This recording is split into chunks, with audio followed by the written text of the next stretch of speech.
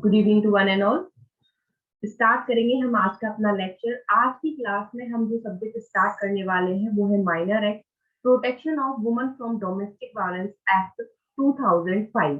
ये जो एक्ट है ये आपका अभी रिसेंटली 6 सितंबर को जो MPDLAO का एग्जाम होने वाला है उसमें आपका ये माइनर एक्ट है, प्लस MPADPO का एग्जाम जो आपका 5 दिसंबर को होने वाला है उसमें भी ये आपका माइनर एक्ट है, और यूपीएसआई का जो एग्जाम है उसमें भी protection of woman from domestic violence act 2005 जो है आपका सिलेबस का पार्ट है। घरेलू हिंसा से महिलाओं का संरक्षण अधिनियम 2005। तो चलिए स्टार्ट करते हैं हम इस एक्ट को। आपके जो तीनों एग्जाम्स के पर्पज से ये एक्ट आपके लिए बहुत इंपॉर्टेंट है। और भी अदर स्टेट्स में जो एपीओ के एग्जाम्स होते हैं या एसआई के एग्जाम होते हैं तो वहां पर ये सब्जेक्ट जो है काफी पूछा जाता है। बहुत सी जगह पब्लिक सर्विस कमीशन में भी ये सब्जेक्ट जो है पूछा जाता है। अगर आप लॉ फील्ड चूज करते हैं तो कई बार मेंस में भी आपको इसके क्वेश्चंस आते हैं। तो चलिए स्टार्ट करते हैं हम आज का अपना क्लास को। तो मैं आप लोगों को जो है डायरेक्ट प्रोविजंस बताती हूँ। तो protection of woman from domestic violence act या घरेलू हिंसा से महिलाओं का संरक्षण अधिनियम 2005 जो है इस अधिनियम का नाम है। और आप लोग भी जो है लिसनिंग एंड लर्निंग मोड पर आ जाए, अपना अपना बैरेट अपने साथ रखिए और जो प्रोविजंस मैं आपको बताने जा रही हूँ स्टार्ट कर रही हूँ वो आप भी साथ साथ में पढ़ती रहें। तो पहले हम देख लेंगे इसमें कि इसमें टोटल कितने अध्याय हैं। कभी भी कोई एक्ट पढ़ते हैं तो हमें थोड़ा सा एक बार देख लेना चाहिए कि टोटल कितने सेक्शन है, टोटल कितने अध्याय है। तो आप देख सकते हैं ये इंडेक्स का फोटो है। फर्स्ट चैप्टर है इसका प्रिलिमिनरी, जिसमें 2 सेक्शन है। पहली सेक्शन वही जैसी हमेशा होती है, short title, extent and commencement, संक्षिप्त नाम, विस्तार और प्रारंभ। डेफिनेशन है, यानी कि सिर्फ 2 ही धाराएं हैं इस चैप्टर में प्रिलिमिनरी में, हिंदी में प्रारंभिक ही कहा गया है। सेकंड चैप्टर है आपका डोमेस्टिक वायोलेंस, घरेलू हिंसा। ये एग्जाम पॉइंट ऑफ व्यू से बहुत इंपॉर्टेंट है। क्यों? क्योंकि ये एक्ट ही उसी पर पढ़ रहे हैं हम, घरेलू हिंसा, इसलिए यहाँ से क्वेश्चन बनना बहुत ही निश्चित है कि कोई भी आप एग्जाम दें। और इस सेक्शन में सिर्फ एक ही सेक्शन है, सेक्शन 3, वो भी क्या बता रही है, definition of domestic violence act. ये जो सेक्शन है सेक्शन 3, ये भी क्या बात कर रही है, ये भी बात कर रही है घरेलू हिंसा की परिभाषा। ठीक है, तो ये जो सेक्शन 3 है इसमें घरेलू हिंसा को परिभाषित किया गया है। तो ध्यान रखिएगा, घरेलू हिंसा की परिभाषा को चैप्टर 2 के अंतर्गत सेक्शन 3 में डाला है, ना कि डेफिनेशन क्लॉज में। तो पहले क्वेश्चन तो बच्चे यहीं से गलत कराते हैं, क्योंकि मोस्टली होता क्या है, किसी भी एक्ट में जो डेफिनेशन क्लॉज होता है तो परिभाषाएं डेफिनेशन क्लॉज में ही होती हैं। तो यहाँ डेफिनेशन क्लॉज तो अलग से दिया है, चैप्टर फर्स्ट में सेक्शन 2 में डेफिनेशन परिभाषाएं यहाँ तो दी है, लेकिन यहाँ पर जो डेफिनेशन है, परिभाषाएं जो है, उनमें घरेलू हिंसा की परिभाषा, डोमेस्टिक वायलेंस की परिभाषा यहाँ नहीं दी। तो आपको इसके लिए इन्होंने क्या करा, चैप्टर 2 अलग से बनाया, डोमेस्टिक वायलेंस, घरेलू हिंसा, और सेक्शन 3 में डोमेस्टिक वायलेंस की परिभाषित किया गया है। फिर अगला इसमें चैप्टर 3 आता है। चैप्टर 3 है power and duties, protection of protection officer, service provider etcetera. तो चैप्टर 3 आपकी जो बात करता है वो बात करता है सेवा प्रदाताओं आदि की शक्तियां और कर्तव्य। तो यहाँ पर सेक्शन 4 से लेकर सेक्शन 11 तक कवर है ये। ठीक है, तो जो चैप्टर 3 है वो अध्याय 4 से लेकर अध्याय 11 तक कवर है। सभी लोग अपना माइक म्यूट रखिए प्लीज। उसके बाद चैप्टर 4 है। चैप्टर 4 में क्या बताया गया है, procedure for obtaining orders of relief, अनुतोष आदेश प्राप्त करने के लिए प्रक्रिया। ठीक है, तो अब ये जो चैप्टर है चैप्टर 4, ये एग्जाम पॉइंट ऑफ व्यू से बहुत इंपॉर्टेंट बन जाता है, क्योंकि यहीं से जो है क्वेश्चंस आपको आते हैं। और प्रैक्टिकली इस चैप्टर का बहुत ज्यादा यूज होता है कि भाई कौन कौन से रिलीफ जो है इस एक्ट के माध्यम से महिलाओं को दिए गए हैं घरेलू हिंसा के बदले में। तो इस चैप्टर में बताया गया है procedure for obtaining order of relief की अनुतोष आदेश प्राप्त करने के लिए प्रक्रिया क्या अपनाई जाएगी, क्या प्रक्रिया है, इस प्रोसेस से जो है पीड़ित महिलाएं हैं वो रिलीफ पाने के लिए कहाँ एप्लीकेशन करेंगी, किस अथॉरिटी को करेंगी, कौन उनकी हेल्प करेगा, कैसे उनको करना है, सब बताया गया इस चैप्टर में। तो ये चैप्टर जो है आपका, ये कहाँ तक है, ये चैप्टर है आपका चैप्टर सेक्शन 12 से 29 तक। ठीक है, तो अब ये 4 अध्याय है। लास्ट इसका चैप्टर, इसमें टोटल 5 अध्याय है, 5 चैप्टर है इसमें। लास्ट वाला चैप्टर है मिसलेनियस, या हिंदी में इसको कहा जाता है विविध। ये है सेक्शन 30 से लेके 37 तक। तो मिसलेनियस में आपको कई प्रकार के जो है वो कॉमन वाले सेक्शंस पढ़ने को मिलेंगे, जो हमने अभी प्रीवियस 4 अपनी माइनर एक्ट जो कंप्लीट कर ली है एमपीडीपीओ के, उनमें थी, जैसे कि protection of officers and members of service provider to public servant, है ना, कि जो भी अधिकारी है इस एक्ट के अंतर्गत उनको संरक्षण मिला है। फिर पेनल्टी की बात की गई है 31 में, उसके बाद 32 में कॉग्निजेंस की बात की गई है, उसके बाद 33 में penalty for not discharging duty of public protection officer, 34 में भी फिर cognizance, again cognizance of offences committed by protection officer, 35 में अगेन जो है यहाँ पर मिसप्रिंट है कुछ, अभी अंदर पढ़ेंगे तो देखेंगे यहाँ पर क्या हुआ है ना, 36 और 37, इस तरीके से टोटल सेक्शंस कितनी हो गई 37। तो एक रूपरेखा अपने दिमाग में हमेशा रहना चाहिए हर एक्ट की। तो जो हमारा protection of women from domestic violence act है, इसमें टोटल 5 चैप्टर्स है, 5 अध्याय है। 5 अध्याय के नाम याद रखिए, किस अध्याय में कितने सेक्शन है वो याद रखिए। टोटल कितनी सेक्शन हो गई, 37 सेक्शन हो गई, 37 धाराएं हो गई। प्लस इस एक्ट में हमें रूल्स भी पढ़ना है एग्जाम पॉइंट ऑफ व्यू से, एडीपीओ में भी रूल्स आएंगे, और आपका जो एमपीडीएलओ का एग्जाम है उसमें तो लिखा भी है कि रूल्स भी आएंगे। तो घरेलू हिंसा की महिलाओं का संरक्षण नियम 2006, protection of woman from domestic violence rules 2006। तो ये जो आपके रूल्स है, ये भी जो है सेक्शंस पे डिवाइड है, तो 17 सेक्शंस में ये रूल्स डिवाइडेड है। उसके बाद कुछ फॉर्म्स बताए गए हैं जिनको हम एक नजर देखेंगे। चलिए, तो ये हो गया हमारा बेसिक स्ट्रक्चर इस एक्ट का। अब स्टार्ट कर लेते हैं हम अपना protection of woman from domestic violence act 2005। अब जैसा कि आपको पता है कि हर एक्ट का एक एक्ट नंबर होता है, तो इसका भी एक्ट नंबर है एक्ट नंबर 43 ऑफ 2005, यानी कि 2005 वर्ष में ये 43 नंबर का एक्ट था। बस इसके अलावा इसका कोई उद्देश्य नहीं है। मैं बार बार हर वीडियो में ये चीज रिपीट करती हूँ कि पुराने कुछ वीडियोस में मैंने एक्ट नंबर को आपको बताया था कि एक्ट नंबर फुल टाइटल होता है, लेकिन वो बाय मिस्टेक गलत बोल दिया था। एक्ट नंबर फुल टाइटल कभी नहीं होता, एक्ट नंबर सिर्फ एक्ट नंबर होता है, ठीक है। तो ये चीज को ध्यान रखिएगा। अगर आप कभी मेरे पुराने वीडियोस देखे, बहुत पुराने 2 साल पहले के जो वीडियोस डले हैं, साल में पुराने जो वीडियोस डले हैं, तो उनमें थोड़ा सा करेक्शन कर लीजिएगा। एक्ट नंबर सिर्फ एक्ट नंबर होता है, जिससे सिर्फ हमें ये पता चलता है कि उस वर्ष में ये कौन से नंबर का अधिनियम था। तो जब 2005 वर्ष चल रहा था उस समय ये 43 नंबर का एक्ट था। इससे पहले ऑलरेडी 42 एक्ट बन चुके थे और 43 नंबर का ये एक्ट था, और इसके बाद कंटिन्यू और एक्ट बने हुए, तो फर्दर इनको नंबरिंग दी गई होगी 44, 45, 46 इस तरीके से, ठीक है।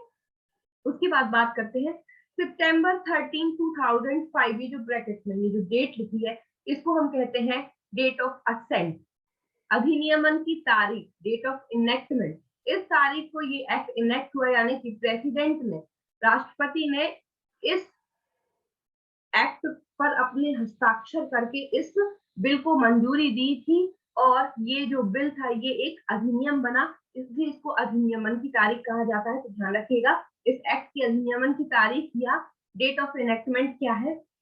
तो डेट ऑफ इनेक्टमेंट है 13 सितंबर 2005। ये एग्जाम में डेट्स पूछी जाती हैं।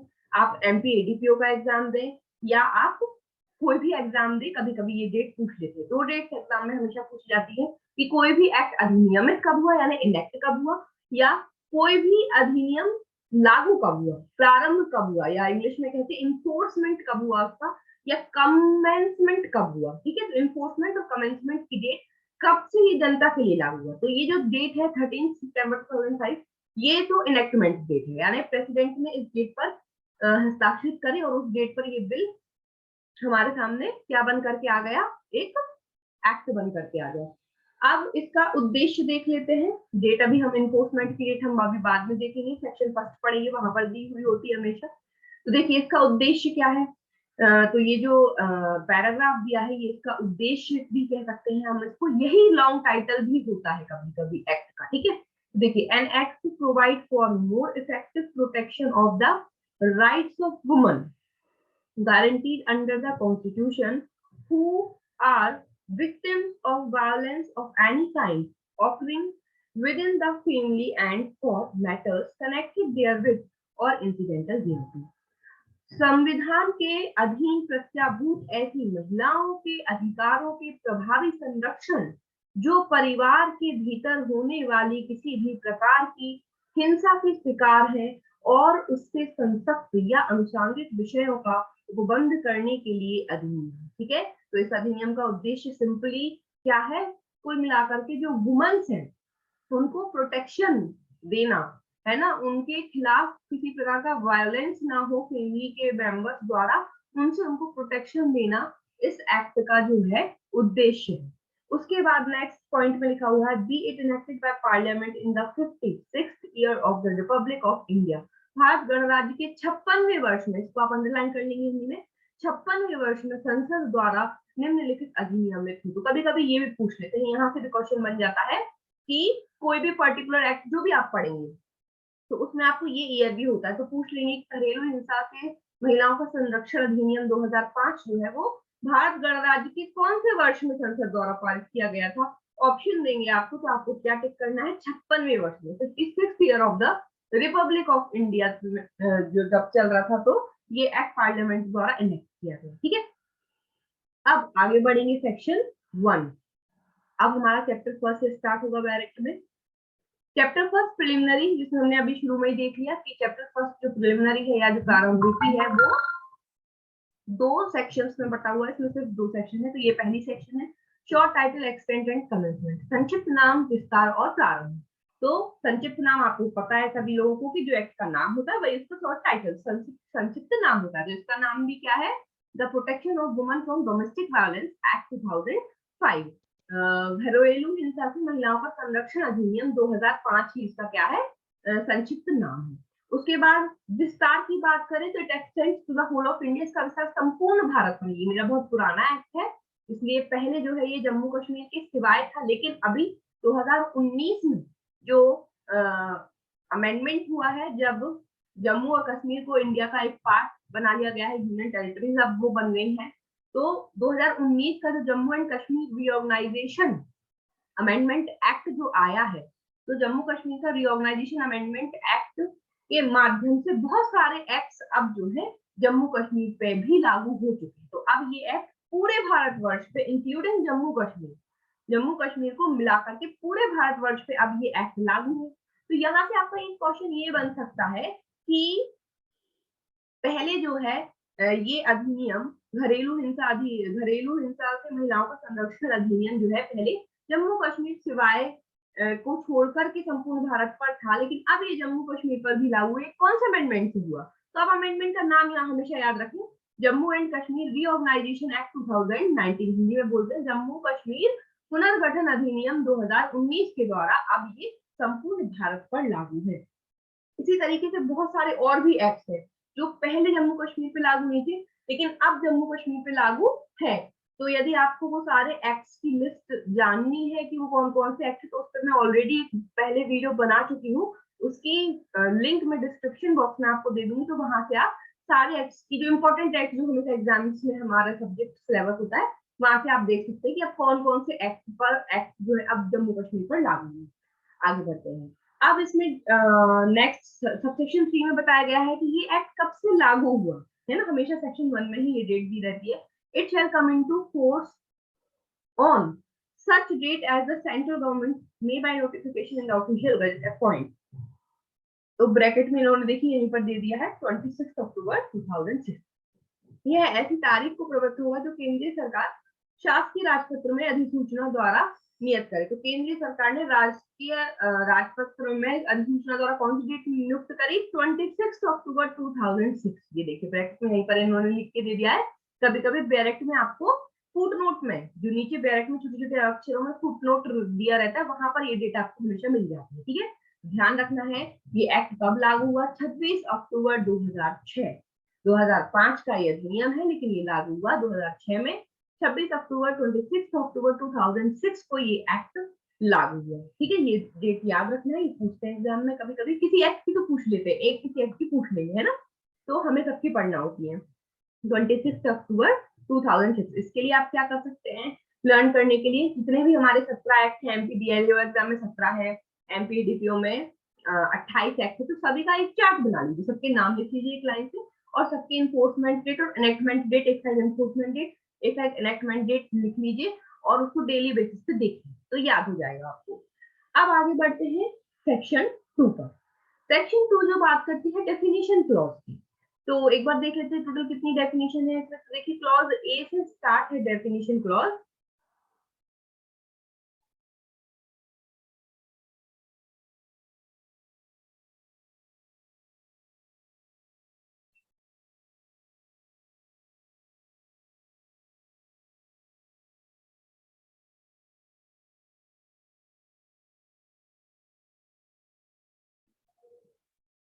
टोटल टी तक है, शायद से ये आपकी करीबन होंगी 18 होंगी, है ना, देख लीजिएगा 18 होना चाहिए, 18 होंगी, टी तक है। तो ये टोटल आपकी 18 डेफिनेशन होंगी, है ना।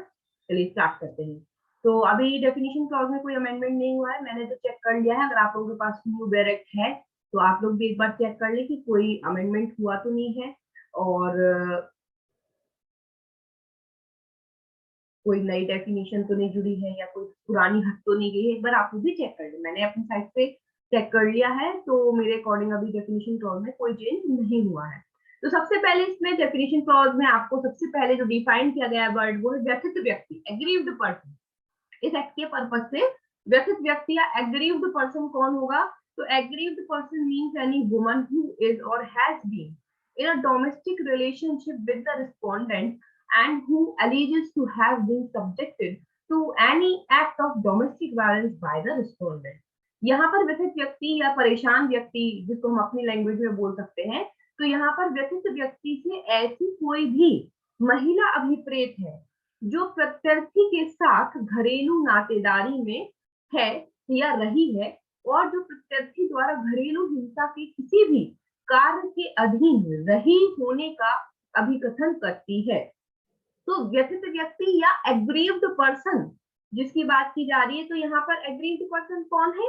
एग्रीव्ड पर्सन का मतलब है यहाँ पे वुमन से, ऐसी वुमन जो रिस्पोंडेंट, यानी रिस्पोंडेंट दो पार्टीज होती हैं, आपको पता होगा, रिस्पोंडेंट जिसके खिलाफ हम केस करते हैं। तो ऐसी महिला से यहाँ पर एग्रीव्ड पर्सन का या व्यथित व्यक्ति से मतलब यहाँ पर ऐसी महिला से है जो घरेलू नातेदारी या domestic relationship mean family matter, family के अंदर ही नातेदारी मीन्स कोई भी वुमन हो सकती है, कोई किसी की बेटी हो सकती है, कोई किसी की बहन हो सकती है, बहू हो सकती है, पत्नी हो सकती है, तो वो किसी ना किसी फैमिली रिलेशन में रह रही है रिस्पोंडेंट के साथ, और उस घरेलू नातेदारी में प्रत्यर्थी के द्वारा उसके ऊपर किसी ना किसी प्रकार की घरेलू हिंसा, डोमेस्टिक वायलेंस किया जा रहा है, तो उस महिला को कहेंगे व्यथित व्यक्ति या एग्रीव्ड पर्सन। ठीक है, तो ध्यान रखना 2A में क्या है? एग्रीव्ड पर्सन, व्यथित व्यक्ति। अब आइए B में चाइल्ड।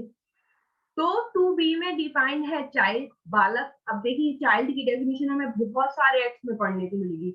हमने अभी वो कौन सा वाला एक्ट पढ़ा था? इमोरल ट्रैफिक एक्ट पढ़ा था, वहां पे भी हमने चाइल्ड की डेफिनेशन पढ़ी थी। फिर हमने चाइल्ड वाला कौन सा एक्ट पढ़ा है? प्रोटेक्शन बाल विवाह प्रतिषेध, हाँ, बाल विवाह प्रतिषेध अधिनियम पढ़ा हमने, उसमें भी आपको चाइल्ड की डेफिनेशन मिली, और अब आपको इस एक्ट में भी चाइल्ड की डेफिनेशन मिली। तो आप लोग एक बार जितने भी एक्ट हम लोग पढ़ चुके, जहां जहां हमें चाइल्ड की डेफिनेशन मिली, तो क्या करोगे? सारे एक्ट्स के नाम लिख करके और उसका क्लॉज लिख लो कि इमोरल ट्रैफिक एक्ट में चाइल्ड को कहाँ परिभाषित किया गया था, कौन से क्लॉज में, बाल विवाह प्रतिषेध अधिनियम में कौन सी क्लॉज में, इसमें कौन सी क्लॉज में, और तीनों में चाइल्ड की डेफिनेशन में अंतर है क्या? सेम। अगर सेम है तो बहुत अच्छी बात है। एज सिर्फ आपको क्लॉज याद रखने हैं, क्योंकि किसी भी एक्ट की उन्होंने चाइल्ड की डेफिनेशन पूछी, आप कंफ्यूज हो जाओगे। अरे यार चाइल्ड तो हमने इस एक्ट में भी पढ़ा था, इसमें भी पढ़ा था, इसमें भी पढ़ा था, तो तुरंत इसको मेंशन कर लिया करो। या अलग से चार्ट नहीं बनाना हुआ करे तो बाद में देख लेना इमोरल ट्रैफिक एक्ट में कौन सी सेक्शन थी, तो यही पर शॉर्ट में लिख लिया कि इमोरल ट्रैफिक एक्ट में क्लॉज इसमें डिफाइंड है, बाल विवाह प्रतिषेध अधिनियम में इस क्लॉज में डिफाइंड है, और एज मेंशन कर दी कि यहाँ पर इतनी एज बताइए, यहाँ इतनी एज बताइए। ठीक है ना, इस तरीके से कनेक्टिविटी बना करके पढ़ना है सभी को, तो याद रहेगा। ठीक है, तो यहाँ पर क्या है? Child means any person below the age of 18 years and includes adopted, step और foster child। यहाँ पर तीनों प्रकार के बच्चे जो है इंक्लूडेड है। अभी बाकी दो एक्ट में आपको ये नहीं मिला है ना। बालक से 18 वर्ष से कम आयु का कोई व्यक्ति अभिप्रेत है और उसके अंतर्गत कोई दत्तक ग्रहीत मतलब एडॉप्टेड, सौतेला या पोष्य वाला, फोस्टर चाइल्ड, पोष्य वाला मीन जिसको किसी ने ऐसे उठा लिया, पाल पोस के बड़ा कर लिया, पोष्य बालक सम्मिलित है। ठीक है, तो यहाँ पर किसी भी प्रकार का बालक हो सकता है, जरूरी नहीं खुद का ही हो, एडॉप्टेड किया हो, स्टेपसन हो या फोस्टर चाइल्ड हो, चाइल्ड ही माना जाएगा, बस उसकी आयु 18 वर्ष से कम होना चाहिए। तो 18 ईयर से जो भी कम है वो चाइल्ड है इस एक्ट के अंतर्गत। ठीक है, ध्यान रखना। अब इसको आप कनेक्ट कर लेंगे सबसे, तो देखकर आप लोग मुझे कल बताना, और जो यूट्यूब पर देख रहे हैं वो कमेंट बॉक्स में बताना कि इमोरल ट्रैफिक एक्ट में चाइल्ड की क्या एज है, बाल विवाह प्रतिषेध अधिनियम में चाइल्ड की क्या एज है। अब है सी में कंपनसेशन ऑर्डर और डी में है कस्टडी ऑर्डर। तो सिर्फ आपको इनका क्लॉज याद रखना है ना, अंदर की डेफिनेशन में कुछ ऐसा खास है नहीं कि अंदर से पूछे, सीधा सीधा है। कंपनसेशन ऑर्डर का मतलब है जो सेक्शन 22 में ग्रांटेड किया जाएगा, धारा 22 के निबंधनों के अनुसार जो मंजूर किया गया आदेश है वो प्रतिकर आदेश है, अभिरक्षा 21 अभिरक्षा आदेश है, कस्टडी ऑर्डर 21 में दिया जाता है।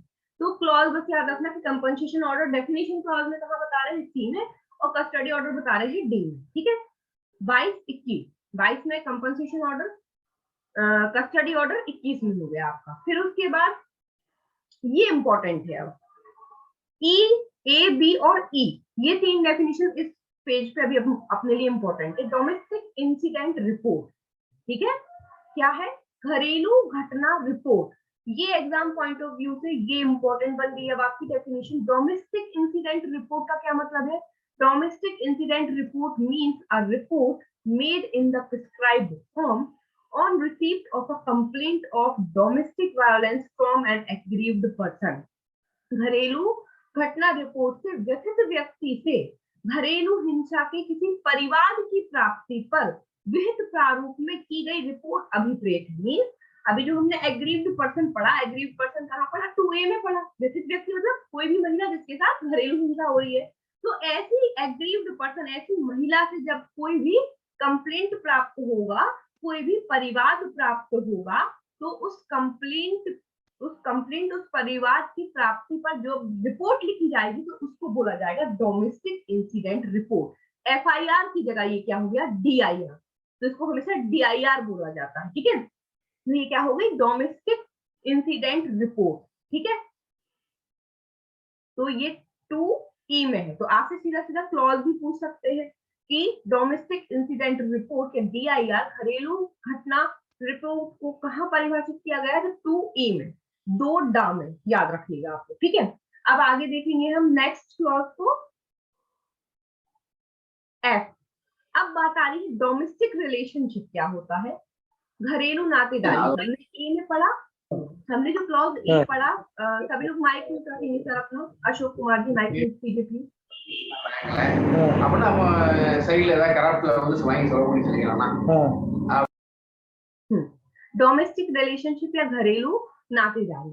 तो अब देखिए घरेलू नातेदारी या डोमेस्टिक रिलेशनशिप का क्या मतलब है? तो domestic relationship means a relationship between two persons who live or have at any point of time lived together in shared household when they are related by consanguinity, marriage, or through a relationship in the nature of marriage, adoption, or are family members living together as a joint family। तो कभी भी घरेलू हिंसा से संबंधित मामलों में ये नहीं समझना चाहिए सिर्फ पति पत्नी होंगे या ससुराल पक्ष होंगे, कुछ भी रिलेशन हो सकता है। डोमेस्टिक रिलेशनशिप होता है भाई, एक पिता भी अपनी पुत्री पे हिंसा कर सकता है ना, घरेलू हिंसा कर सकता है, जरूरी नहीं है कि ससुराल वाले ही करेंगे। तो घरेलू नातेदारी से ऐसे दो व्यक्तियों के मध्य की नातेदारी अभिप्रेत है जो साझा गृहस्थी में रहते हैं या किसी भी समय रहे हैं जब वे समरक्तता। अब समरक्तता क्या हो गया? ब्लड रिलेशन की बात हो रही है यहाँ पे। समरक्तता या कॉन्सेंग्यूनिटी मीन दो लोगों के बीच में ब्लड रिलेशन है, भाई बहन हो सकते हैं, पिता पुत्री हो सकते हैं, माँ बेटी हो सकते हैं। ठीक है ना, जब वे समरक्तता, फिर उसके बाद विवाह। अब मैरिज वाले रिलेशनशिप द्वारा या दत्तक ग्रहण, एडॉप्टेड किया है आपने किसी चाइल्ड को, दत्तक ग्रहण की नातेदारी के माध्यम से संबंधित हो, या संयुक्त परिवार के रूप में साथ साथ निवास कर रहे। अब भाई ज्वाइंट फैमिली है तो ज्वाइंट फैमिली में तो चाचा चाची, दादा दादी ना, मतलब बहुत सारे रिलेशन होते हैं। ठीक है। तो संयुक्त परिवार के रूप में साथ मिलकर साथ साथ निवास कर रहे पारिवारिक सदस्य हो। तो समझ में आ रही है, नॉर्मल है। डोमेस्टिक रिलेशनशिप मीन्स एक घर में 2 व्यक्ति रहते हैं, जहां पर कुछ महिलाएं हैं, कुछ पुरुष वर्ग है, तो उनके बीच में जो भी रिलेशन है, जो भी पति पत्नी का हो सकता है, भाई बहन का हो सकता है, चाचा भतीजी का हो सकता है, पिता पुत्री का हो सकता है, कोई भी रिलेशन है ना, वैवाहिक है तो पति पत्नी या ससुर और बहू है, तो इस तरीके के रिलेशनशिप डोमेस्टिक रिलेशनशिप कहलाएंगे। अब देखिए डोमेस्टिक वायलेंस, जी वर्ड में क्या यूज किया गया है, डोमेस्टिक वायलेंस। तो देखो यहाँ पे टर्म दी है, लेकिन डेफिनेशन सेक्शन 3 में है, तो इन्होंने जी में क्या कह दिया, if domestic violence has the same meaning as assigned to it in section 3।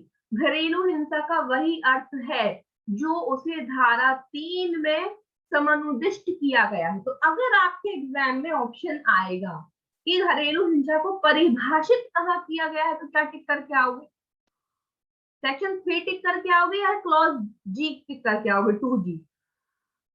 Answer करो, चैट बॉक्स में आंसर करना, चैट बॉक्स में, चैट बॉक्स में, क्योंकि ये वीडियो यूट्यूब पे जाएगा। यूट्यूब पे जो ये वीडियो देख रहे हैं वो कमेंट बॉक्स में बताएंगे क्या आंसर टिक करके आएंगे आप। डेफिनेशन कहाँ बताई गई है घरेलू हिंसा की, 2G में या सेक्शन 3 में? गुड, चलो। तो यूट्यूब पे जो लोग देख रहे हैं उनके लिए ये क्वेश्चन है, ये कमेंट बॉक्स में बताएंगे। श्वेता एंड उत्तरा ने सही आंसर दिया, यस करेक्ट, आप वही लगा कर आएंगे। ठीक है, तो अब एक चीज ध्यान रखना, अगर ऑप्शन में आपको 2G और सेक्शन 3 मिले और फिर उसके बाद आपको 2 ऑप्शन मिले, दोनों या दोनों में नहीं, तो फिर आप बोथ पे टिक करके आएंगे। ये कभी कभी क्वेश्चन की फॉर्मेटिंग पे भी जाएगा, है ना, क्योंकि डोमेस्टिक वायलेंस शब्द को डेफिनेशन क्लॉज में डाला तो इन्होंने 2G में भी है, लेकिन बोल दिया कि सेम वही अर्थ है जो 3 में है। तो अगर दोनों ऑप्शन है तो फिर बोथ पे टिक करके आओगे, ठीक है। लेकिन अगर दोनों ऑप्शन नहीं है, कोई एक है, तो फिर ठीक है, ध्यान रखना, मतलब थर्ड ऑप्शन में बोथ नहीं लिखा है, ऑप्शन दोनों है, 2G भी है और सेक्शन 3 भी, लेकिन बोथ नहीं है, तो फिर आप लोगों का आंसर चाहिए श्वेता और उत्तरा का, फिर वही टिक करके आना जो आपने चैट बॉक्स में लिखा है, ठीक है। हाँ, अब जो लोग यूट्यूब पे देख रहे हैं वो कमेंट बॉक्स में करके बताएंगे कि यदि आपको ऑप्शन में मिलता है कि 2G section 3 none of the above या समथिंग एल्स, कोई और भी ऑप्शन दे दिया, ठीक है, लेकिन बोथ वाला ऑप्शन नहीं है, तो आप क्या आंसर टिक करके आएंगे। अब एच में देखिए 2H, again 2H important definition बन जाती है। 2H में बताया गया है डाउरी या दहेज, है ना, तो 2H में बता रहे हैं डाउरी या दहेज क्या होता है।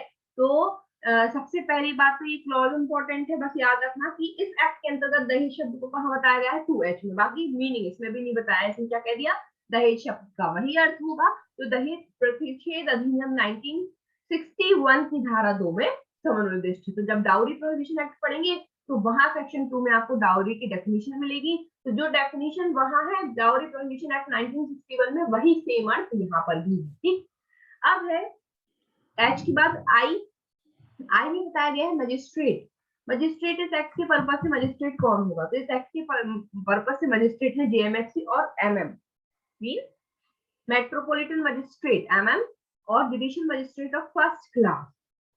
कैसे, exercising jurisdiction under the Code of Criminal Procedure 1973 in that area where the aggrieved person resides, temporarily or otherwise. Secondly, the respondent resides, or third, the domestic violence is alleged to have been taken. Means कौन से judicial magistrate first class और metropolitan magistrate की बात हो रही है, तो magistrate से ऐसे क्षेत्र में जिसमें व्यथित व्यक्ति, ऐसे क्षेत्र में जिसमें व्यथित व्यक्ति यानी कि एग्रीव्ड पर्सन जो है वो अस्थायी रूप से या अन्यथा निवास करता है, या तो प्रत्यर्थी मीन जिसने घरेलू हिंसा की है, रिस्पोंडेंट जो प्रत्यर्थी है, या तो वो निवास करता है, या ऐसा स्थान जहाँ पे घरेलू हिंसा हुई है यानी कॉज ऑफ एक्शन जहाँ पे हुआ है, तो उस क्षेत्राधिकार में अधिकारिता रखने वाले या अधिकारिता का प्रयोग करने वाला प्रथम वर्ग मजिस्ट्रेट या महानगर मजिस्ट्रेट इस एक्ट के पर्पज के लिए मजिस्ट्रेट माने गए हैं। ठीक है, तो मजिस्ट्रेट, कौन से मजिस्ट्रेट को पावर होता है? जेएमएफसी और एमएम को। लेकिन कहाँ कहाँ के? जिस जगह पे या तो वो महिला, पीड़ित महिला रही हो जिसके साथ घरेलू हिंसा हुई है, जिसको एग्रीव्ड पर्सन कहा गया है इसमें। फिर उसके बाद रिस्पोंडेंट, जिसने उसके ऊपर घरेलू हिंसा की है यानी प्रत्यार्थी। और उसके बाद जहाँ डोमेस्टिक वायलेंस हुआ हो, तो वो जगह के जुडिशियल मजिस्ट्रेट फर्स्ट क्लास और एमएम जो है वो भी मजिस्ट्रेट कहलाएंगे। ठीक है, आगे देखते हैं। आई के बाद नेक्स्ट आता है आपका क्लॉज। अच्छा, ये वाला पेज तो छूट ही गया अपना, मैं नहीं देख लिया। जे, ये देखिए मेडिकल फैसिलिटी। मेडिकल फैसिलिटी से इनका मतलब है कि मेडिकल फैसिलिटी क्या है भाई? तो मेडिकल फैसिलिटी को जे क्लॉज में जो है डिफाइन किया गया है, हिंदी में बोला गया है या क्लॉज चिकित्सा सुविधा, है ना। तो इसमें क्या बताया गया है? Medical facility means such facility as may be notified by the state government to be medical facility for the purpose of this act. चिकित्सा सुविधा से ऐसी सुविधा अभिप्रेत है जो राज्य सरकार द्वारा इस अधिनियम के प्रयोजनों के लिए चिकित्सा सुविधा के रूप में अधिसूचित की जाए। Means government, state government notify करेगी, स्टेट गवर्नमेंट आपको बताएगी कि मेडिकल फैसिलिटी क्या होती है। तो जिस सुविधा, जिस चिकित्सीय सुविधा को स्टेट गवर्नमेंट बाय नोटिफिकेशन बताएगी, वही मेडिकल फैसिलिटीज होंगी इस एक्ट के लिए। ठीक है, तो सिर्फ आपको टर्म याद रखनी है। मेडिकल फैसिलिटी को डिफाइंड कहाँ किया गया? अंदर से क्वेश्चन नहीं बनेगा। अगर बनेगा तो फिर यही पूछेंगे कि notified by the state government, है ना। तो इस पे अंडरलाइन कर लीजिए कि चिकित्सा सुविधा या सुविधा, ऐसी सुविधा जो राज्य सरकार द्वारा अधिनियमित की जाएगी, वही है। तो क्लॉज याद रखना है, और राज्य सरकार द्वारा विहित की जाएगी। के में है मॉनिटरी रिलीफ, आर्थिक सहायता। तो मॉनिटरी रिलीफ या आर्थिक सहायता का मतलब है कि ऐसा प्रतिकर, आर्थिक सहायता से ऐसा प्रतिकर अभिप्रेत है जिसका मजिस्ट्रेट घरेलू हिंसा के परिणाम स्वरूप उपगत व्ययों और भुगती गई हानि की पूर्ति करने के लिए इस अधिनियम के अधीन किसी भी सहायता की चाहना करने वाले आवेदन की सुनवाई के दौरान किसी भी प्रकरण पर प्रत्यार्थी द्वारा व्यथित व्यक्ति को संदत्त करने का आदेश करें। Monetary relief means the compensation, पहली तो यही याद रखना, monetary relief is a kind of compensation, है ना। आर्थिक सहायता से मतलब है यहाँ पे कंपनसेशन से, which the magistrate may order the respondent to pay to the aggrieved person at any stage during the hearing. जब केस चल रहा है घरेलू हिंसा का, तो उसके किसी भी प्रकरण पर, सुनवाई के किसी भी प्रकरण पर, जब हियरिंग चल रही है तो हियरिंग की किसी भी स्टेज पर मजिस्ट्रेट साहब रिस्पोंडेंट से एग्रीव्ड पर्सन को देने के लिए कर सकते हैं of an application seeking any relief. Relief की एप्लीकेशन उनको मिली है, तो जब वो एप्लीकेशन की सुनवाई कर रहे हैं रिलीफ के संबंध में इस एक्ट के अंतर्गत, तो to meet the expenses incurred and the losses suffered by the aggrieved person as a result of the domestic violence। दो डोमेस्टिक वायलेंस होने के कारण एग्रीव्ड पर्सन को या व्यथित व्यक्ति ने जो भी हानि उठाई है या जो भी उसको इंजुरीज कॉज हुई है, उसके एक्सपेंसेस के तौर पे जब भी कोई एप्लीकेशन मजिस्ट्रेट साहब रिलीफ के लिए सुन रहे हैं, तो सुनवाई के किसी भी प्रकरण पर रिस्पोंडेंट को ऑर्डर दे सकते हैं कि वो कंपनसेशन के तौर पर मॉनिटरी रिलीफ जो है सामने वाले एग्रीव्ड पर्सन को दे। ठीक, अब उसके बाद है एल में नोटिफिकेशन। ये पढ़ना आवश्यक नहीं है, छोड़ दीजिए एग्जाम पॉइंट ऑफ व्यू से। एम में प्रिस्क्राइब विहित, ये भी नहीं पढ़ते हैं, हमेशा छोड़ देते हैं, ये कभी नहीं पूछ जाते। एन पे आ जाइए, प्रोटेक्शन ऑफिसर। तो एन में प्रोटेक्शन ऑफिसर का मतलब क्या है? तो प्रोटेक्शन ऑफिसर वही है जिसको अपॉइंट किया गया है स्टेट गवर्नमेंट के द्वारा सेक्शन 8 की सबसेक्शन 1 में। ठीक है, तो धारा 8 धारा 1 के अंतर्गत नियुक्त राज्य सरकार द्वारा संरक्षण अधिकारी जो है वही है। फिर है प्रोटेक्शन ऑर्डर, ओ में क्या है? ओ से order, protection order. Protection order मतलब जो सेक्शन 18 के अंतर्गत दिया जा रहा है वो प्रोटेक्शन ऑर्डर है। ठीक है ना। Protection order means an order made in terms of section 18 संरक्षण आदेश से धारा 18 के निबंधनों के अनुसार किया गया आदेश अभिप्रेत है। ठीक, तो प्रोटेक्शन ऑर्डर ध्यान रखिएगा। तो क्लॉज क्लॉज याद रखना है। यहाँ से अब आपसे क्लॉज से क्वेश्चन पूछेंगे। अगर उन्होंने पूछा प्रोटेक्शन ऑर्डर को कहाँ परिभाषित किया गया है, 2O में। हाँ, प्रोटेक्शन ऑफिसर को कहाँ किया गया है, तो 2M में, यहाँ से अंदर से क्वेश्चन नहीं आएगा आपसे। उसके बाद है नेक्स्ट क्लॉज में देखेंगे, नेक्स्ट क्लॉज है आपका 2P रेसिडेंस ऑर्डर। तो ओ में हो गया कौन सा, ओ में हो गया आपका प्रोटेक्शन ऑर्डर यानी कि संरक्षण आदेश, और पी में हो गया रेसिडेंस ऑर्डर यानी कि निवास आदेश। तो रेसिडेंस ऑर्डर कहाँ है, सेक्शन 19 सबसेक्शन 1 में पढ़ेंगे, वही जो सेक्शन 19(1) में ग्रांट किया जाता है।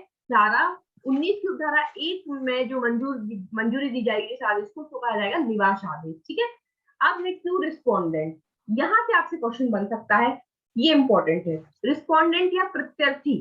ठीक है, तो रिस्पोंडेंट या प्रत्यार्थी का क्या मतलब है, तो देखिए respondent means any adult male person who is or has been, mic mute कीजिए उमेश वर्मा जी। Respondent means any adult male person who is or has been in a domestic relationship with the aggrieved person and against whom the aggrieved person has sought any relief under this act.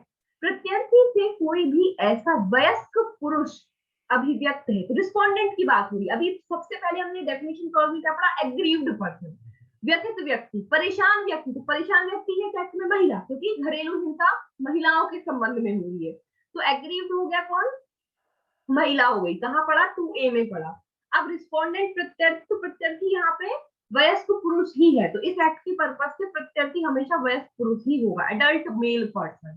ठीक है, तो कोई भी वयस्क पुरुष व्यक्ति अभिप्रेत है जो व्यथित व्यक्ति से घरेलू नातेदारी में है या रहा है, और जिसके विरुद्ध व्यथित व्यक्ति ने इस अधिनियम के अधीन कोई भी अनुतोष चाहा है, यानी कि उस एडल्ट मेल पर्सन ने किसी डोमेस्टिक रिलेशनशिप में रहने वाले अपने साथ की महिला के साथ किसी प्रकार की घरेलू हिंसा की होगी, तो जिसके खिलाफ उस महिला ने, जिसको यहाँ पे व्यक्ति व्यक्ति कहा गया है, एग्रीव्ड पर्सन कहा गया है, उसने कोई ना कोई रिलीफ या कोई ना कोई अनुतोष इस एक्ट के अंतर्गत चाहा है। तो एडल्ट मेल पर्सन याद रखना है। ठीक है, respondent means adult male person, वयस्क पुरुष व्यक्ति, आपका ऑप्शन यहीं से आएगा आपको कि महिलाओं का जो ये घरेलू हिंसा से महिलाओं का संरक्षण अधिनियम 2005 में प्रत्यार्थी से क्या अभिप्रेत है। 4 ऑप्शन होंगे, तो वयस्क पुरुष व्यक्ति अभिप्रेत, ध्यान रखना। लेकिन अब यहाँ पर क्या है, provided that an aggrieved wife or female living in a relationship in the nature of marriage may also file a complaint against or relative of the husband or the male partner, परंतु यह कि व्यथित पत्नी या विवाह के स्वरूप की नातेदारी में रह रही कोई स्त्री पति या पुरुष भागीदारी के नातेदार के विरुद्ध भी परिवाद फाइल कर सकेगी। तो अब यहाँ पर इनका कहने का क्या मतलब है कि जो व्यथित पत्नी है और विवाह के स्वरूप की नातेदारी में रह रही कोई भी स्त्री है, वो पति या पुरुष भागीदार के नातेदार के विरुद्ध, यानी कि अब पति या जो पुरुष भागीदार है उनके नातेदार में फीमेल्स भी आ जाएंगी, उनके नातेदार के विरुद्ध, यानी कि उनकी पति की माँ भी हो सकती है, पति की बहन भी हो सकती है। तो फिर रिस्पोंडेंट में जो ये आपको प्रोविजो दिया है, परंतु दिया है, इसका यही मतलब है कि पति या पुरुष भागीदार के नातेदार के विरुद्ध भी परिवार फाइल कर सकती है, यानी सास है, ननद है, तो उनके खिलाफ भी फिर घरेलू हिंसा का मैटर हो जाएगा। तो अगर हम ऊपर देखें कि रिस्पोंडेंट का मतलब तो एडल्ट मेल पर्सन है, लेकिन नीचे तो प्रोविजन में उन्होंने रिलेटिव भी ले लिए, हस्बैंड के रिलेटिव, मेल पार्टनर के रिलेटिव, तो रिलेटिव में फिर सब आ जाएंगे। ठीक है, अब उसके बाद देखिए नेक्स्ट क्लॉज 2R। 2R में बताया गया है सर्विस प्रोवाइडर या सेवा प्रदाता कौन है। तो service provider means an entity registered under subsection 1 of section 10।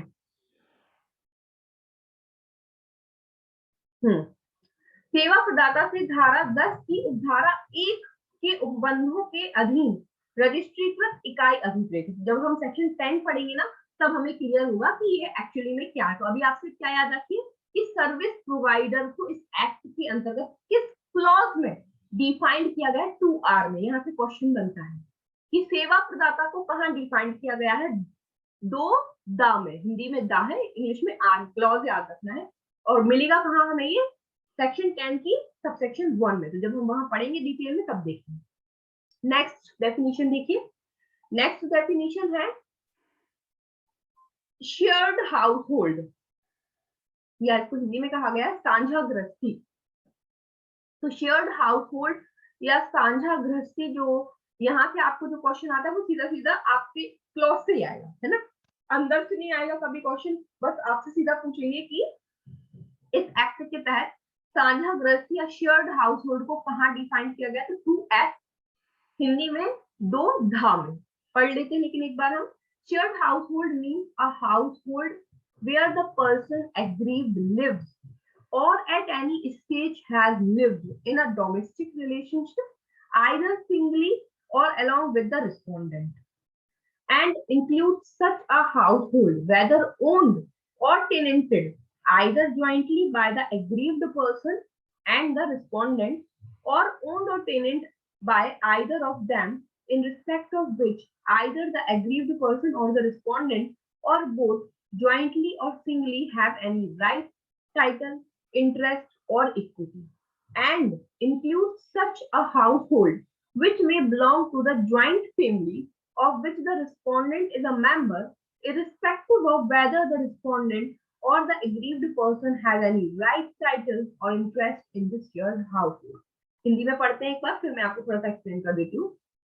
साझा गृहस्थी से ऐसी गृहस्थी अभिप्रेत है जहां व्यथित व्यक्ति या तो अकेले या प्रत्यर्थी के साथ घरेलू नातेदारी में रहता है या किसी भी प्रक्रम पर रहा है। तो मीन्स यहाँ पर एक घर की बात हो रही है, एक स्ट्रक्चर की बात हो रही है, बिल्डिंग की बात हो रही है, ऐसी जगह जहां पर एग्रीव्ड पर्सन और रिस्पोंडेंट या तो अकेले रहे हैं या साथ में रहे हैं, घरेलू नातेदारी में, है ना, या तो अकेले या प्रत्यर्थी के साथ घरेलू नातेदारी में या तो रहते हैं या कभी किसी स्टेट पर रहे हैं, ठीक है।